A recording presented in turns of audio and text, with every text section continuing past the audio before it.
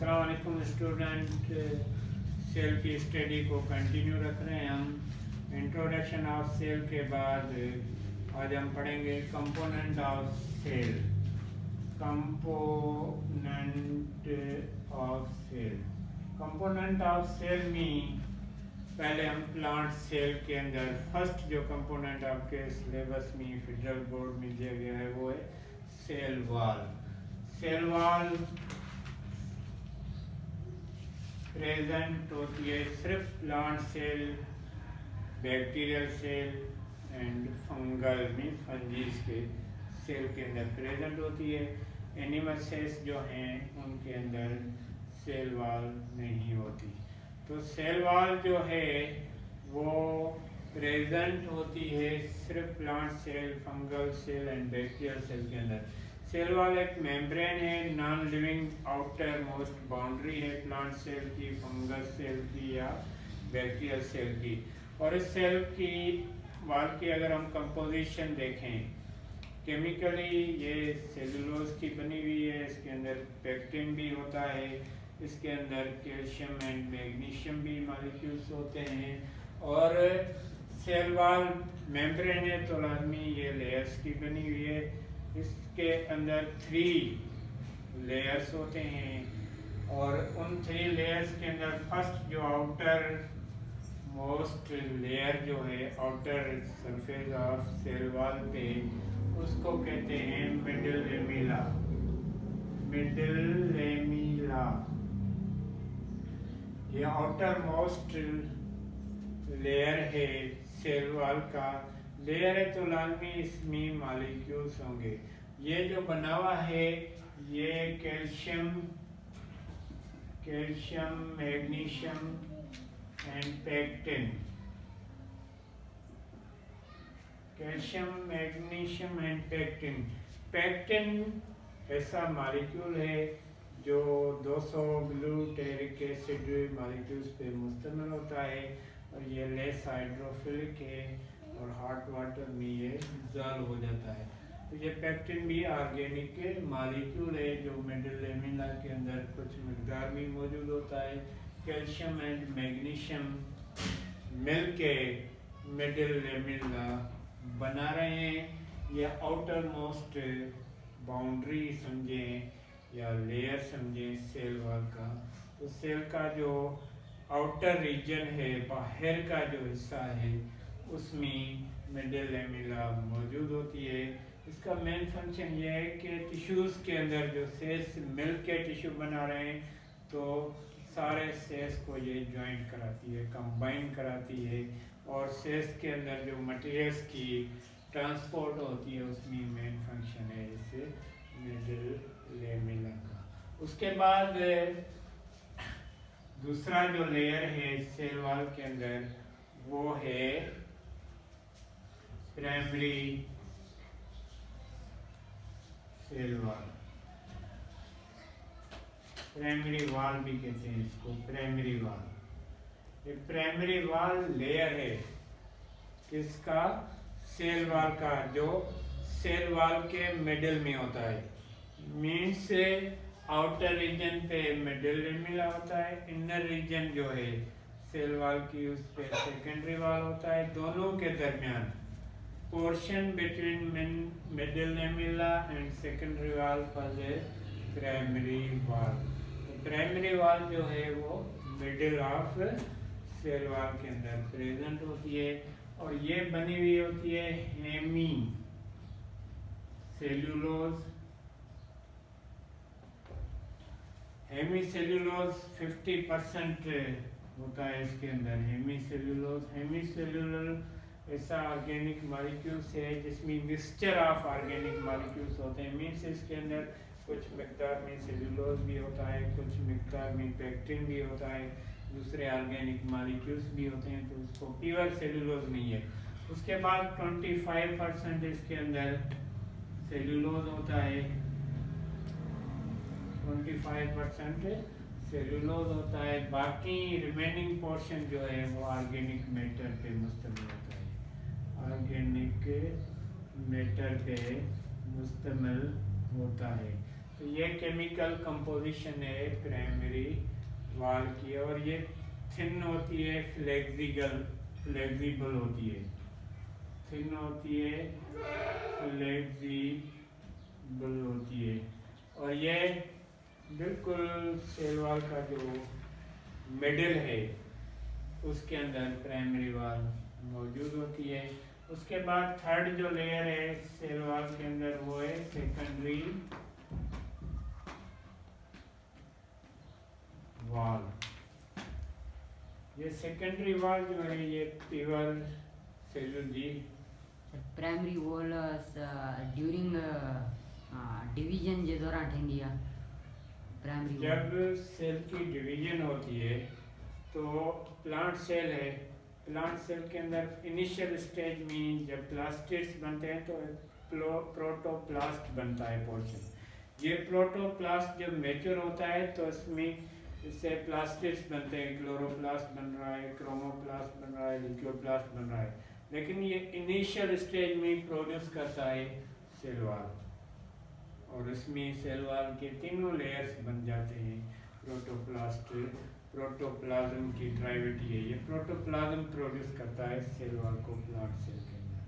ठीक है, तो प्रोटोप्लास्ट इनिशियल स्टेज में प्रोटोप्लास्ट प्रोड्यूस करता है, जो अनमेच्योर होता है वो ही डिवीजन के दौरान सेल वॉल प्रोड्यूस कर देता है। जब वो मेच्योर होते हैं प्रोटोप्लास्ट तो वो प्लास्टिड्स के अंदर कन्वर्ट हो जाता है।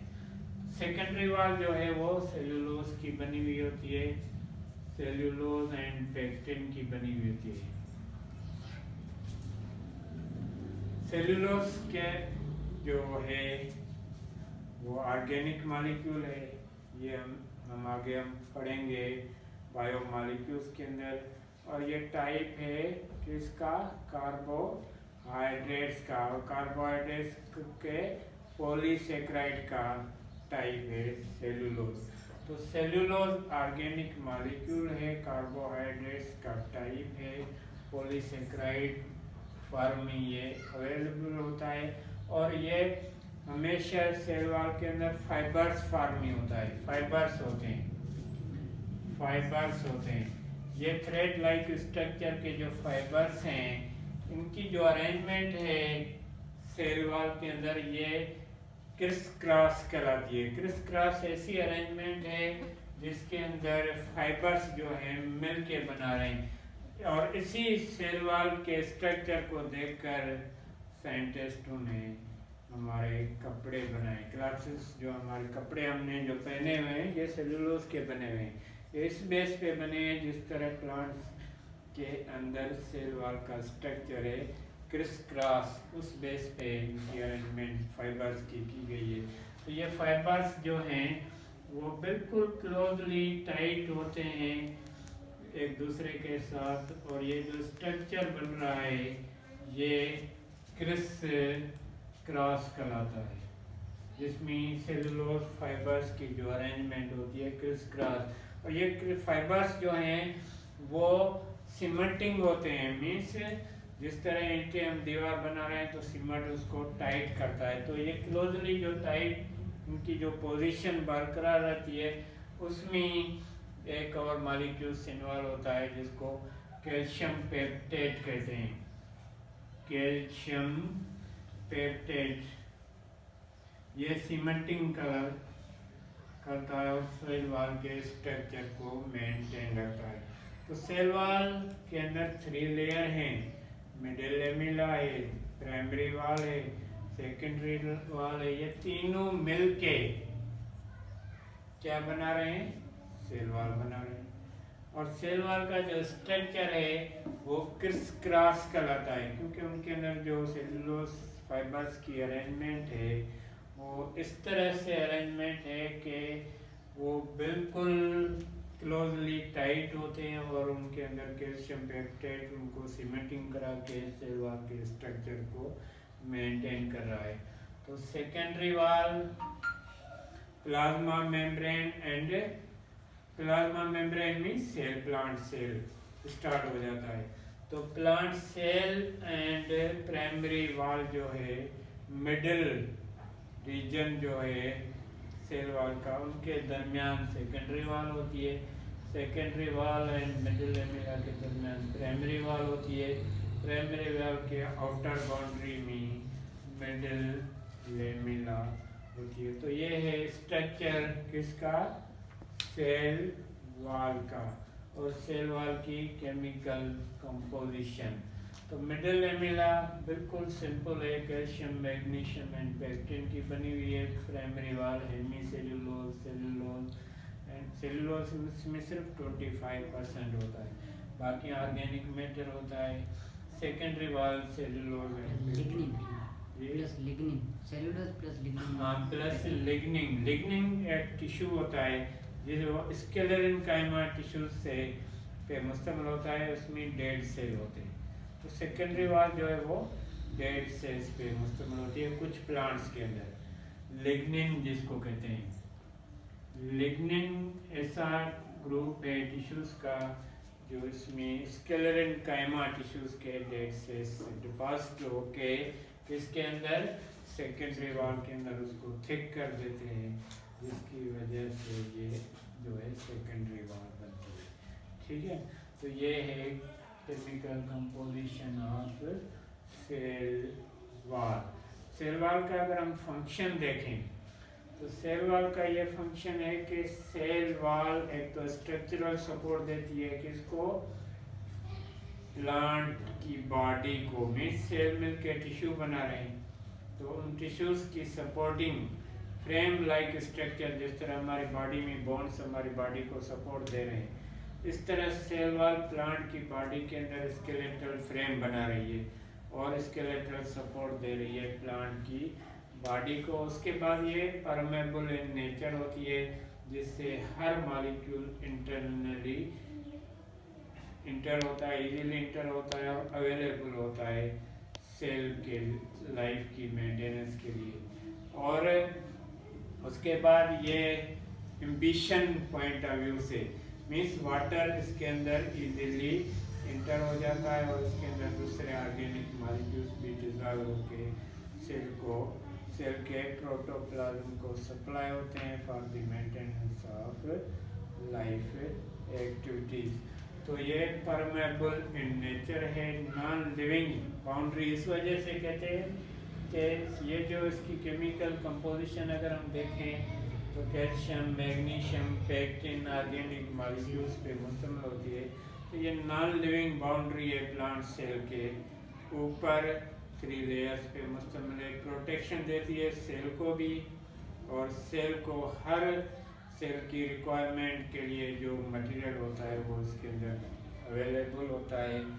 और उसके बाद ये स्केलेटल सपोर्ट भी देती है, रिजिडिटी भी देती है। मीन्स से इसके अंदर जब वाटर इंटर होता है तो टर्गर प्रेशर डेवलप होता है पेरेन्काइमा टिश्यूज के अंदर, सेल वॉल के अंदर टर्गर प्रेशर भी डेवलप होता है, जिसकी वजह से स्केलेटल सपोर्ट मिलती है soft parts of plant body को।